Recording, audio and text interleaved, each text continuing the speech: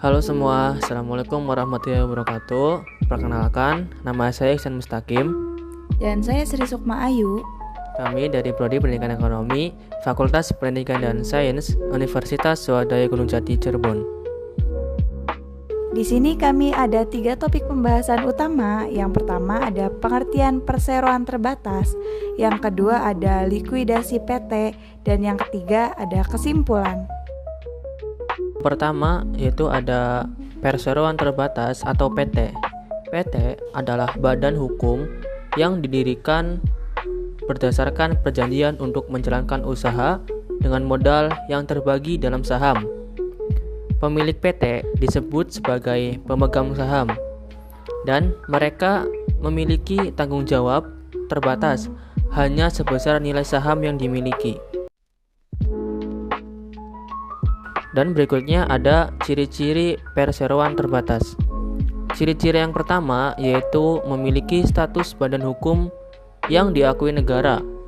Ciri-ciri yang kedua harus memiliki akta pendirian dan terdaftar di Kementerian Hukum dan HAM.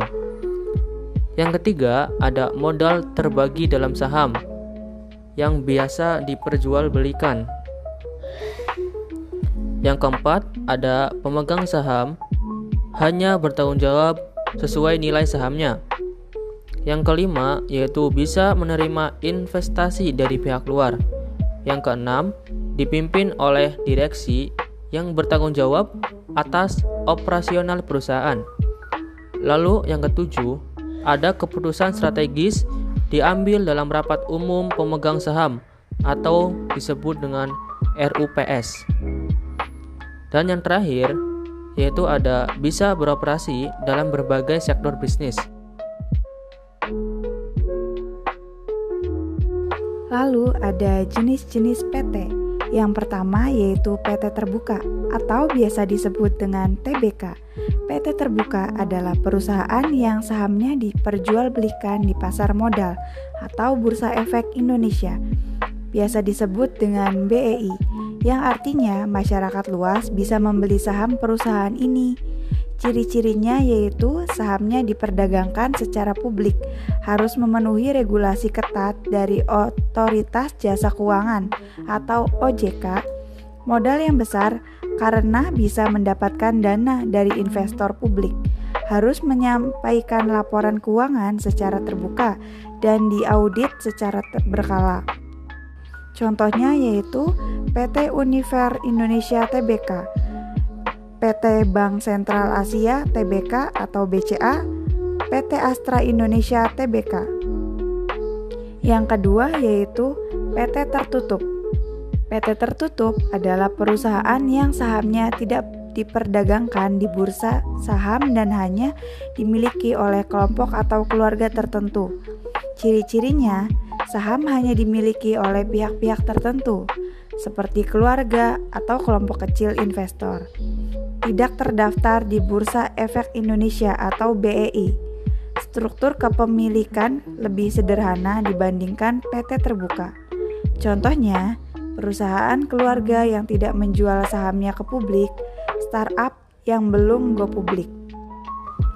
Oke, berikutnya yang ketiga ada PT PMA atau disebut dengan penanam modal asing. PT PMA adalah perusahaan yang didirikan di Indonesia, tetapi modalnya sebagian atau seluruhnya berasal dari investor asing. PT PMA harus mendapat izin dari Badan Koordinasi Penanaman Modal atau BKPM. Ciri-cirinya yaitu modal berasal dari luar negeri atau dari asing, baik individu atau perusahaan. Lalu ciri-ciri yang kedua yaitu harus memiliki perizinan khusus dari pemerintah Indonesia. Lalu ciri-ciri berikutnya yaitu biasanya beroperasi dalam sektor industri besar di teknologi ataupun manufaktur. Contohnya yaitu ada PT Toyota Motor Manufacturing Indonesia atau perusahaan otomotif dari Jepang. Lalu berikutnya ada PT Freeport Indonesia atau perusahaan tambang dengan investasi dari Amerika Serikat. Lalu berikutnya yang keempat ada PT PMDN atau penanaman modal dalam negeri. PT PMDN adalah perusahaan yang seluruh modalnya berasal dari investor dalam negeri atau Indonesia. Ciri-ciri PT PMDN yaitu yang pertama, modal berasal dari investor dalam negeri. Yang kedua, bisa berbentuk PT tertutup maupun terbuka. Yang ketiga, umumnya lebih mudah mendapatkan izin dibanding dengan PT PMA. Contoh-contohnya yaitu ada PT Pertamina dan PT Garuda Indonesia. Berikutnya nomor 5 yaitu PT Persero, Badan Usaha Milik Negara atau BUMN. PT Persero adalah perusahaan yang sebagian besar sahamnya dimiliki oleh negara, minimal 51%. Tujuannya adalah untuk melayani kepentingan umum dan meningkatkan pendapatan negara. Ciri-cirinya, yang pertama, dikelola oleh pemerintah tetapi tetap mencari keuntungan. Yang kedua, dapat berbentuk PT terbuka atau TBK jika sebagian sahamnya dijual ke publik. Yang ketiga, berperan dalam sektor strategis seperti energi, transportasi, dan perbankan. Contohnya, PT Pertamina atau Persero, PT PLN atau Persero, PT Bank Negara Indonesia atau BNI TBK. Selanjutnya ada pendirian PT, perseroan terbatas. Pendirian PT dilakukan dengan langkah-langkah berikut. Yang pertama, menentukan nama PT. Nama harus unik dan belum digunakan oleh perusahaan lain. Yang kedua, menentukan struktur kepemilikan, minimal memiliki 2 orang pemegang saham. Yang ketiga, menentukan modal dasar. Untuk PT biasa, modal dasar ditentukan berdasarkan kesepakatan pemegang saham. Untuk PT TBK dan PT PMA ada ketentuan modal minimal sesuai undang-undang. Proses pembuatan PT. Langkah yang pertama, proses pembuatan akta pendirian oleh notaris, yaitu berisi anggaran dasar perusahaan, struktur kepemilikan, dan bidang usaha. Ditandatangani oleh seluruh pendiri PT. Langkah yang kedua, pengesahan oleh Kementerian Hukum dan HAM. Diajukan melalui sistem AHU atau Administrasi Hukum Umum untuk mendapatkan status badan hukum. Langkah yang ketiga yaitu pembuatan NPWP perusahaan, didaftarkan ke kantor pajak sesuai domisili perusahaan. Langkah yang keempat, pembuatan nomor induk berusaha atau NIB dan izin usaha. Langkah yang kelima, pendaftaran ke BPJS dan lembaga lain jika ada karyawan. Likuidasi PT. Likuidasi PT terjadi ketika perusahaan harus ditutup dan asetnya dibagi untuk melunasi utang dan pemegang saham. Oke, berikutnya ada penyebab terjadinya likuidasi PT. Penyebab yang pertama yaitu ada keputusan RUPS atau pemegang saham setuju untuk membubarkan PT.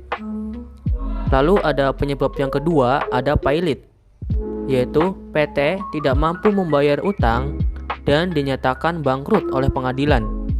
Lalu penyebab yang ketiga yaitu dicabut izinnya, yaitu misalnya karena melanggar hukum atau aturan pemerintah.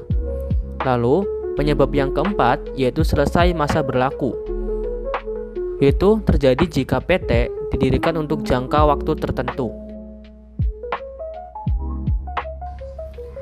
Oke, berikutnya ada proses terjadinya likuidasi PT, yaitu yang pertama ada rapat umum pemegang saham atau RUPS, yaitu putusan pengadilan RUPS memutuskan pembubaran perusahaan dan menunjuk likuidator.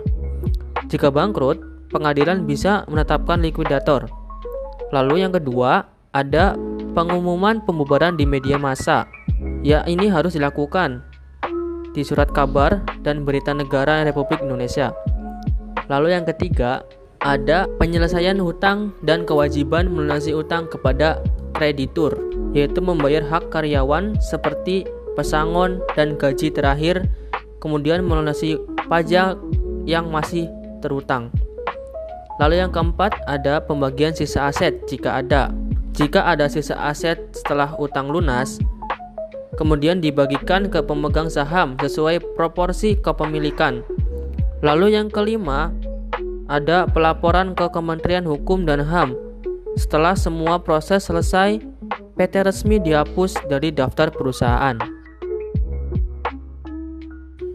Oke, untuk kesimpulannya yaitu PT adalah badan hukum yang modalnya terbagi dalam saham, memiliki tanggung jawab terbatas, dan bisa dimiliki oleh individu atau kelompok. Pendirian PT harus melalui notaris dan mendapatkan pengesahan dari pemerintah. Jika PT mengalami kesulitan finansial dan harus ditutup, ada proses likuidasi yang harus dilakukan untuk menyelesaikan semua kewajiban.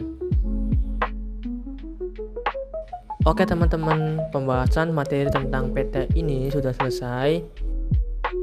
Terima kasih sudah menonton. Semoga pembahasan ini dapat bermanfaat untuk kita semua. Wassalamualaikum warahmatullahi wabarakatuh.